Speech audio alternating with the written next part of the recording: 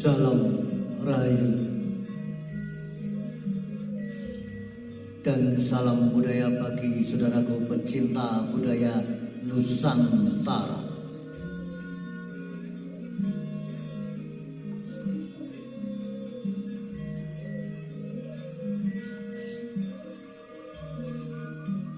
Kali ini kami akan mengangkat sebuah kisah karya R. Temi Setiawan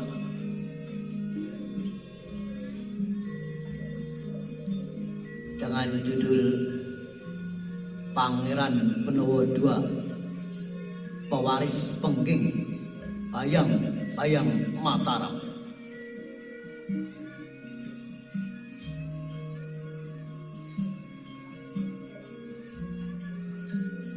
Pecinta sejarah dalam arus besar sejarah Jawa pasca kerajaan Majapahit, nama-nama seperti Sultan Hadiwijaya, Arya Penangsang hingga Sultan Agung kerap menjadi tumpuan narasi utama. Di tengah pusaran tokoh besar ini, jejak Pangeran Benowo II atau Tumenggung Benowo tenggelam dalam kelamnya historiografi kekuasaan.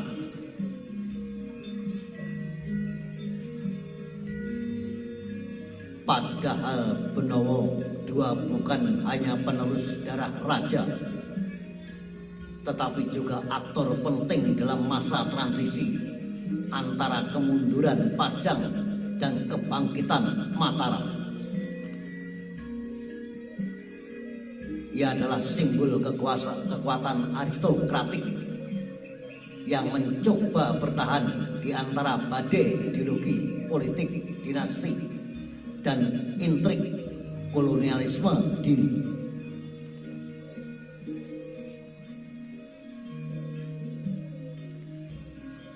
Garis darah Pengging, Pajang, Demak. Pangeran Benowo II yang pada masa mudanya dikenal sebagai Raden Sidowini merupakan putra dari Pangeran Benowo I, Sultan ketiga Kesultanan Pajang. Ia sekaligus cucu langsung dari Sultan Hadiwijaya yang lebih dikenal sebagai Jaka Tingkir, pendiri kerajaan Pajang, pengusung ideologi Islam politik di Jawa Tengah abad ke-16 dan tokoh utama dalam penyatuan warisan Demak dan ekspansi Islam ke pedalaman Jawa.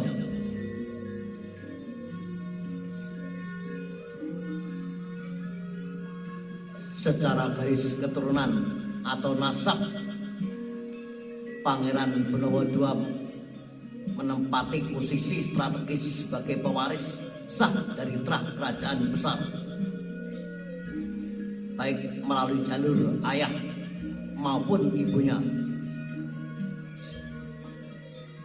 Dari pihak ayah, ia merupakan cicit dari Raden Kebu Kenomo, penguasa wilayah Pengging yang menikah dengan Roro Alit, putri dari Pangeran Gugur, seorang putra Prabu Brawijaya V dari Majapahit. Dari pasangan inilah lahir Mas Karebet yang kelak dikenal sebagai Jaka Tingkir atau Sultan Hadiwijaya, pendiri kerajaan Pajang dan simbol transisi kekuasaan dari Demak ke pedalaman Jawa.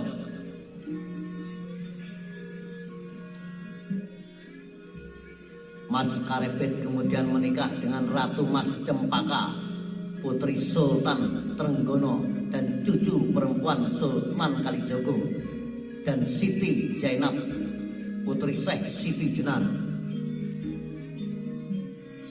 Dari pernikahan ini lahirlah Pangeran Benowo I yang naik tahta sebagai Sultan Pajang ketiga dengan gelar Sultan Prabu Wijaya.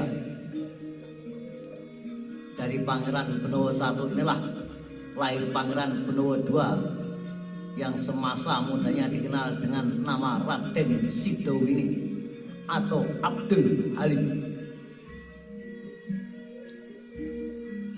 Dengan demikian darah dinasti Brawijaya dan spiritualitas Wali Songo terutama dari jalur Sunan Kalijaga mengalir kuat dalam tubuhnya, menjadikannya sebagai figur yang menyatukan dua kekuatan utama peradaban Jawa, kekuasaan Majapahit dan kebatinan Islam.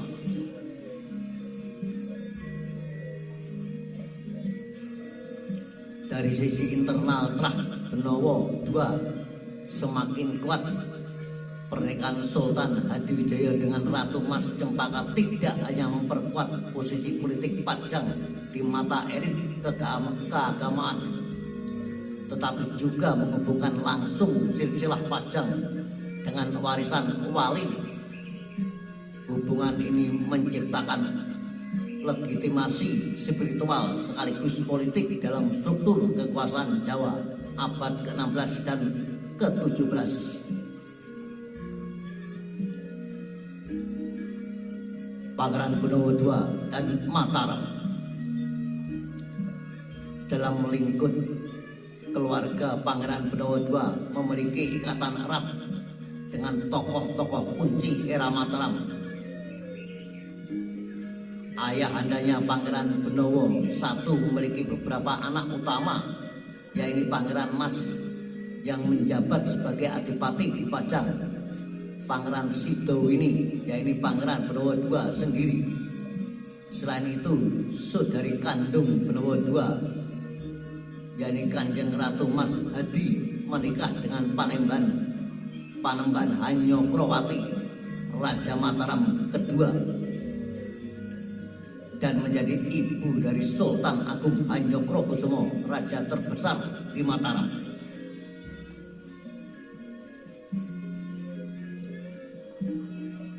Dengan silsilah yang demikian lengkap dan kuat, Pangeran Benowo II bukan hanya bagian dari elit kekuasaan masa itu, tetapi juga simpul penghubung antara tiga poros utama sejarah Jawa, yaitu Majapahit, Demak, dan Mataram. Ia adalah pangeran berdarah raja, cucu pendiri kerajaan, dan paman dari seorang penguasa besar yang posisinya sangat menentukan dalam kontestasi politik dan spiritual Jawa awal abad ke-17. Dengan demikian, Pangeran Benowo II adalah paman dari Sultan Agung, raja terbesar Mataram, sekaligus bagian dari Trah Darah Biru yang menyatukan 4 warisan utama: Majapahit, Demak, Pajang, dan Mataram.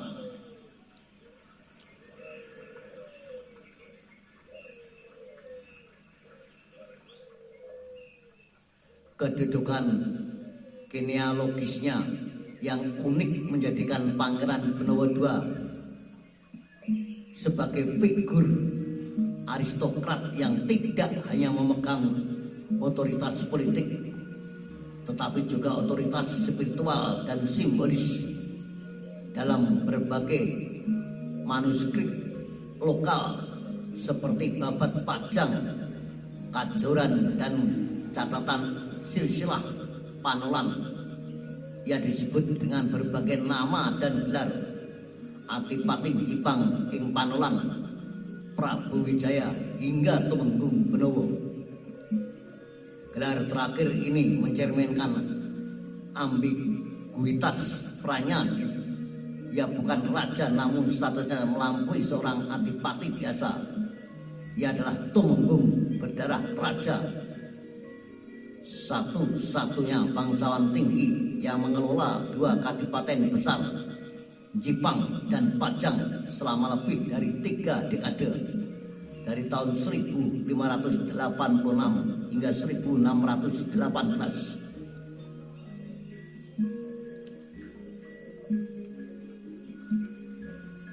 Pangeran Benawa II sang Adipati Jipang setelah ayahandanya naik tahta menggantikan Arya Panggiri pada tahun 1586. Benawa II dipercaya memimpin Kadipaten Jipang ing Panolan. Di wilayah yang berada di tepi Bengawan Solo ini sekarang di dusun Kerajaan Desa Panolan, Kecamatan Kedung Tuban, Blora. Ia membangun basis kekuasaan selama 15 tahun dari 1586 hingga 1591, menjadikannya pusat perdagangan dan pendidikan spiritual. Komplek Pulau Santren Panolan menjadi simbol pencerahan elit lokal. Disinilah anak-anaknya dididik menjadi bangsawan alim, dan Panolan menjelma menjadi kawah candra di muka trah Jaka Tingkir.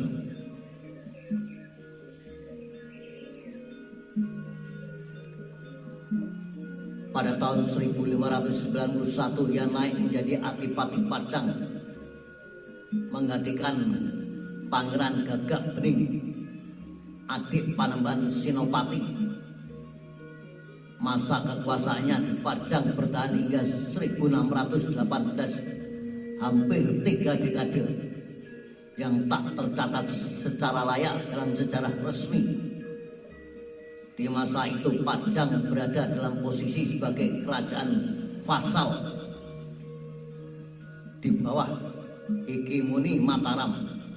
Namun di balik status subordinatif, Benawa II justru memperkuat otonomi dan identitas Pajang sebagai entitas bersejarah yang berakar dari kejayaan Jaka Tingkir.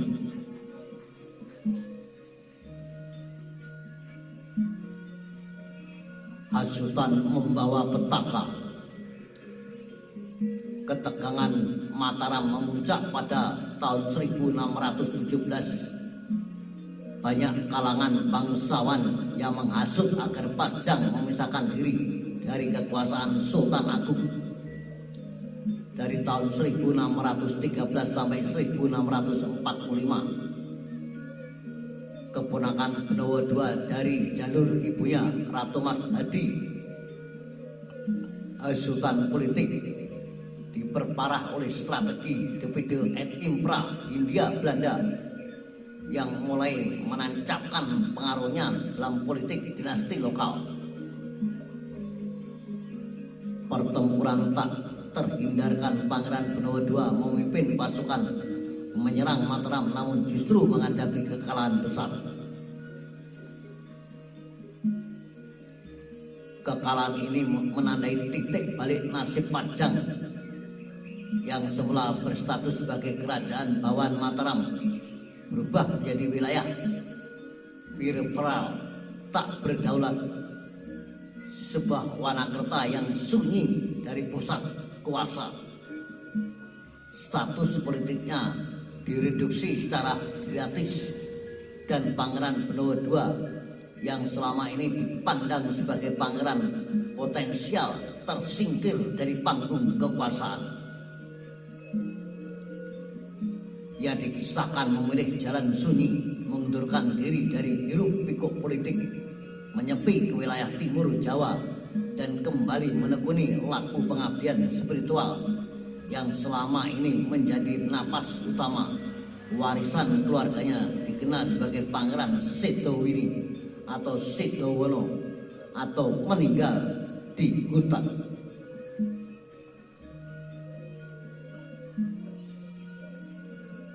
Darah Pajang yang hilang. Riwayat Pajang Benawa II dengan masa pengabdian 32 tahun sebagai pemimpin Jipang dan Pajang, ironisnya dikubur dalam diam sejarah. Tidak seperti pamannya Sutawijaya atau Panembahan Senopati atau keponakannya Sultan Agung. Nama Benawa II jarang muncul dalam babat utama sejarah resmi, memilih diam yang menyisakan luka historiografi. Tidak ada pujangga keraton yang mencatat prestasinya, tidak ada tembang mocopat yang melantungkannya.